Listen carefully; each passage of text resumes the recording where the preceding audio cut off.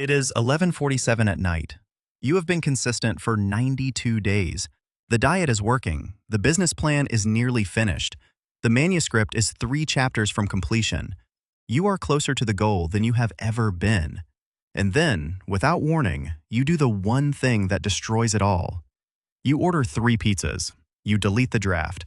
You pick a fight with the one person who supports you. You do not understand why. You call it a moment of weakness. You tell yourself it was stress or bad timing.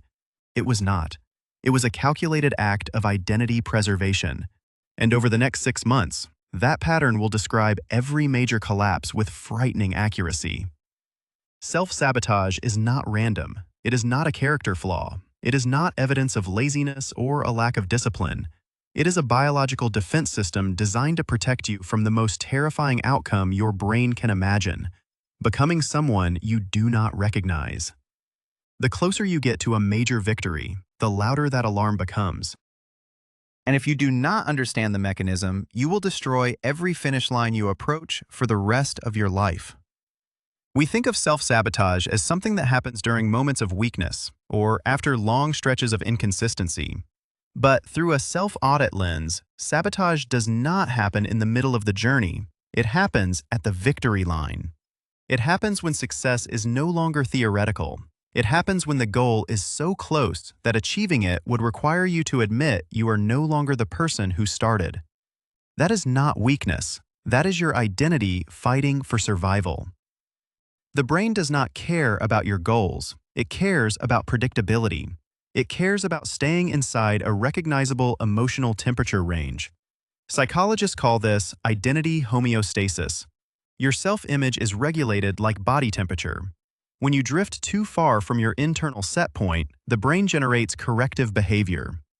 If you see yourself as someone who struggles, someone who almost makes it, someone who tries hard but never quite finishes, then actually finishing becomes a lethal threat.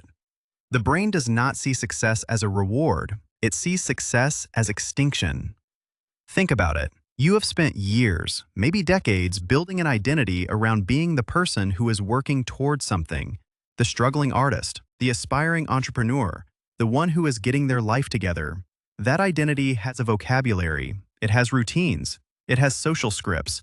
It has a predictable level of pain that you understand. And then, suddenly, you are 3 weeks from launching. You are 5 pounds from your goal weight. You are 1 conversation away from the job. The old identity is about to be annihilated, and your brain, in a desperate bid to preserve the familiar self, generates the urge to wreck it. This is what psychologist Abraham Maslow called the Jonah complex, the fear of your own greatness. Not because you are incapable, but because greatness comes with a responsibility and a visibility that your current identity was never designed to handle. The person you would become, if you succeeded, is a stranger, and your brain treats strangers as threats. Now look at the person who loses 49 pounds and then, on the edge of their goal, orders 3 pizzas and eats them in 1 sitting. The common explanation is that they lacked willpower. The audit explanation is much darker. They were not celebrating. They were not binging because they were tired. They were performing an emergency identity reset. The thin person in the mirror was becoming too real. That person would have to buy new clothes. That person would have to navigate attention. That person would have to maintain the result. The old self, the one who struggled with weight, the one who had an excuse for social invisibility, was about to die. And the brain said no. The pizzas were not food. They were a weapon used to kill the emerging identity and resurrect the familiar one. Or take the actor who has auditioned for hundreds of roles, who finally gets a callback for a lead in a major production, and then walks into the room and completely forgets their lines. They have performed this monologue flawlessly in practice, but now, with the actual outcome within reach, they freeze. The surface reading is nerves. The structural reading is sabotage. Because if they get this role, they are no longer an aspiring actor. They are an actor. And that means they have to live up to it. It means they lose the safety of potential. It means they are visible. The forgotten lines were not an accident. They were a trapdoor back to the identity that required nothing. And the harder part is that this mechanism is nearly invisible to the person experiencing it. The sabotage does not announce itself. It disguises itself as a reasonable decision, a momentary lapse, an external interruption. The brain does not say, "I am terrified of who you are about to become, so I am going to destroy this." It says, "You deserve a break." It says, "This does not feel right." It says, "Maybe this is not the right time." And you believe it. Because the brain is not trying to hurt you. It is trying to save you from the perceived danger of transformation. This next concept is perhaps the sharpest critique of the entire pattern. Success is not just a positive event. It is also an exile. When you achieve a major goal, you leave behind the country of your old life. You leave behind the friends who bonded with you over shared struggle. You leave behind the excuses that protected you from expectations. You leave behind the identity that everyone, including you, understood.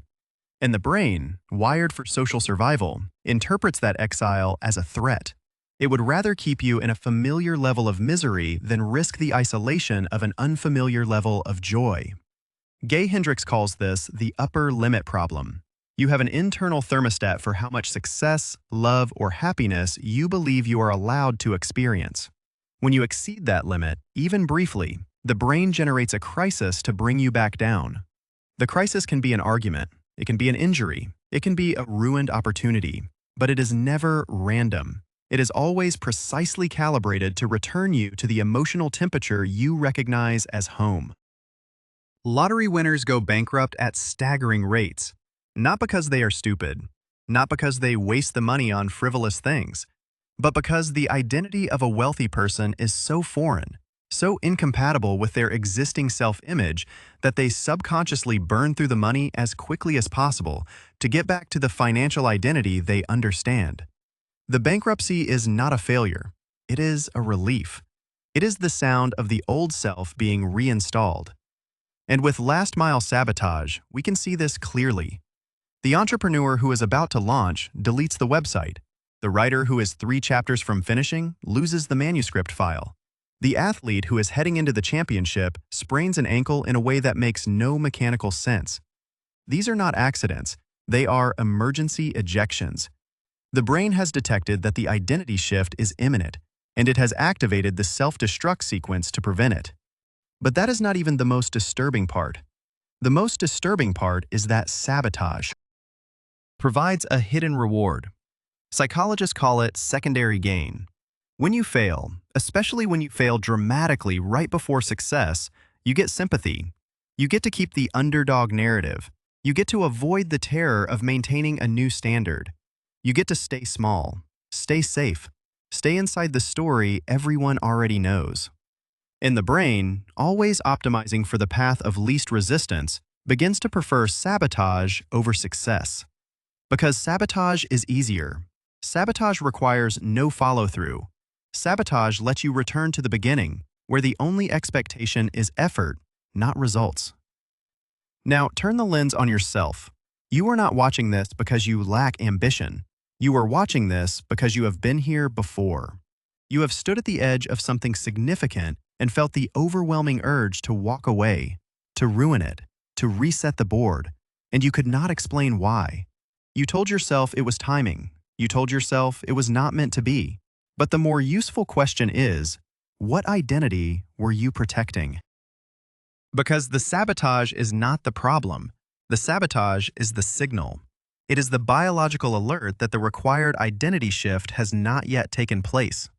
You are trying to drag your old self across the finish line, and your old self, the one that is familiar and safe and requires nothing, is fighting back. It knows that if you win, it dies, and it would rather destroy the victory than face extinction. The solution is not more willpower. Willpower cannot override identity.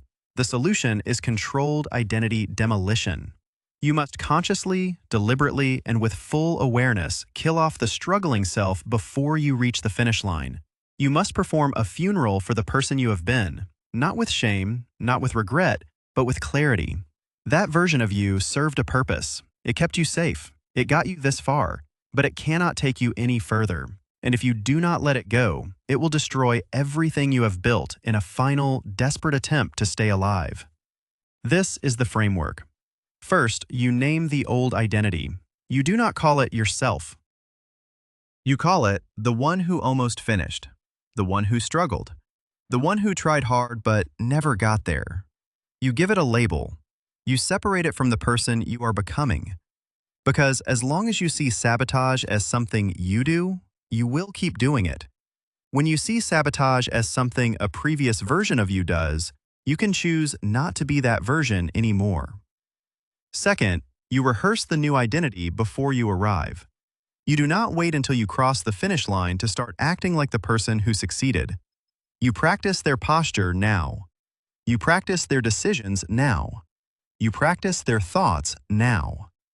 The brain resists sudden transformation, but it adapts to incremental exposure. You treat success as a series of small rooms, not one giant cliff. Each room, you inhabit a slightly more successful version of yourself. And by the time you reach the final room, the new identity is no longer a stranger. It is just you. Third, you burn the boats. This is the part most people skip. You remove the option to return. You do not keep one foot in the old life as insurance. You do not keep one self-destructive habit as an identity anchor. You make the cost of sabotage higher than the cost of success. You tell people what you are doing. You set up systems that make failure visible and painful. You create conditions where the only path forward is through. And finally, you acknowledge that the urge to sabotage will not disappear. It will show up right before the victory. It will whisper that you are not ready. It will generate a crisis. It will offer you a trap door. And when it does, you do not fight it. You recognize it. You say, "This is my old identity trying to survive.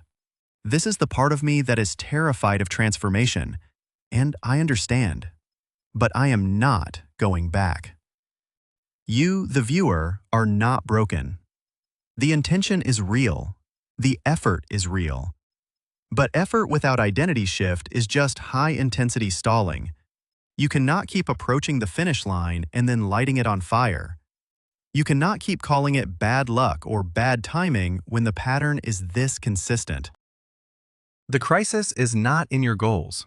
The crisis is in the fact that you are still trying to achieve them as the person who never has. And that person, no matter how hard they work, will always find a way to destroy the victory, because victory to them is death. Last mile sabotage is not a lack of discipline. It is a failure to let go. And the only way to stop destroying your victories is to destroy the identity that needs you to fail. You do not need more motivation. You need a funeral, a rehearsal, and the courage to become the stranger in the mirror.